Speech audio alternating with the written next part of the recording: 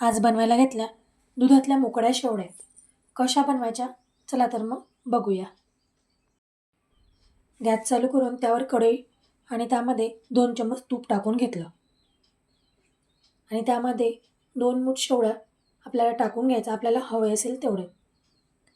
मोकळ्या झाल्यावर हा खूप साऱ्या होतात, म्हणून आपल्या घरात आपल्याला जेवढे हवे आहेत तेवढ्या तिथं टाकून घ्यायच्या.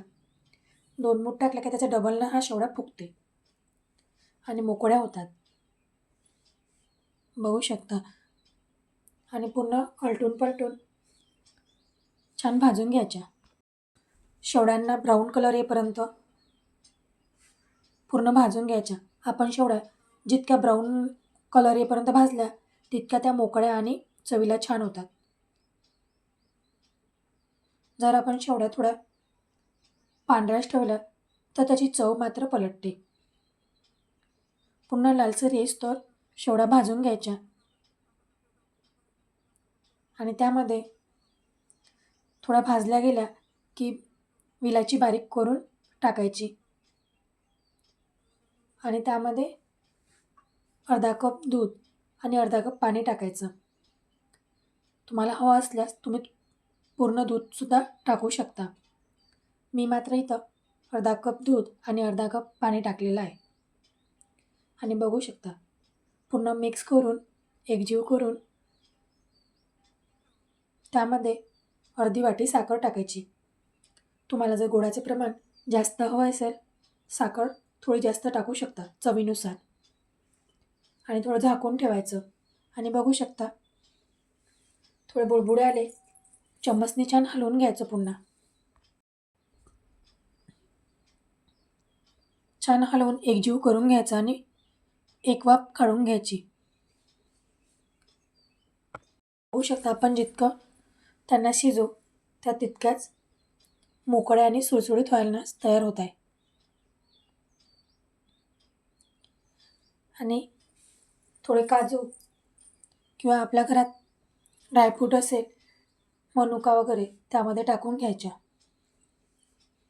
आणि पूर्ण हलवून पुन्हा झाकण ठेवून एक वाफ काढून घ्यायची आणि खाण्यास तयार. बघू शकता मुलंसुद्धा आवडीनं खातात. मुलाचप्रमाणे मोठेसुद्धा आवडीनं खातात. एकदा नक्की ट्राय करून बघा ताईंनो, तुम्हालासुद्धा आवडेल. आणि कमेंट बॉक्समध्ये कमेंट करून सांगा कशी झाली ते. आम्हाला जायचं होतं महादेवाच्या मंदिरात. नंतर आम्ही महादेवाच्या मंदिरात गेलो. ही आहे पहिली पायरी. छान इथे हळदी कुंकाचे दुकानं लागलेले असतात, फुलांचे आणि नारळ वगैरे इथे सर्व आजूबाजूला दुकानं असतात. नंतर पूजा केली, छान दर्शन झालं आणि पहाडावर चढलो. हा आहे पहाडाच्या आजूबाजूचा परिसर. इथे छान उंच उंच पर्वत आहे. चारही बाजूने सातपुडा पर्वत आहे उंच आणि मधोमध आहे पाणी. छान रम्यमय वातावरण आहे इथे. नंतर आम्ही यात्रेत फिरलो. छान झुलेत, छोट्या मुलांच्या खेळणे वगैरे भरपूर प्रमाणात इथे यात्रा भरलेली होती. थोडी भटकंती झाल्यावर थोडी पेटपूजा केली. आम्ही इथे उसाचा रस घेतला. चवीला मात्र छान होता आणि नंतर आलो घरी आणि बघू शकता आम्ही काय काय खरेदी केली ती. छान काजू वगैरे बारीक करण्यासाठी मी हा खलबत्ता घेतला. छान बजेटमध्ये मिळाला हा. आणि यात्रेत गेलो की कुंकू हे घ्यावं तर मी कुंकूसुद्धा घेतलं आणि देवांसाठी 2 हार घेतले. हे आहे गोटे.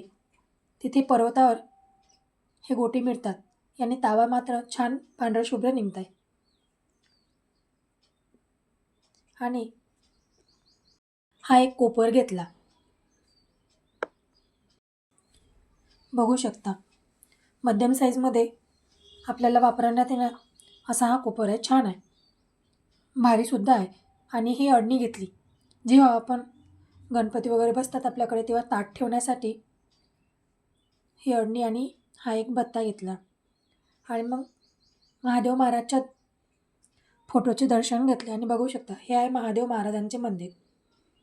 थोडे फोटो काढून घेतले. येता येता खूप उशीर झाला. असा होता आजचा व्हिडिओ ताईंनो. कसा वाटला नक्की कमेंट बॉक्समध्ये कमेंट करून सांगा. आवडला असेल ताईंनो एक लाईक नक्की करत जा. भेटूया असाच एका पुन्हा नवीन छानशा व्हिडिओमध्ये. तोपर्यंत बाय.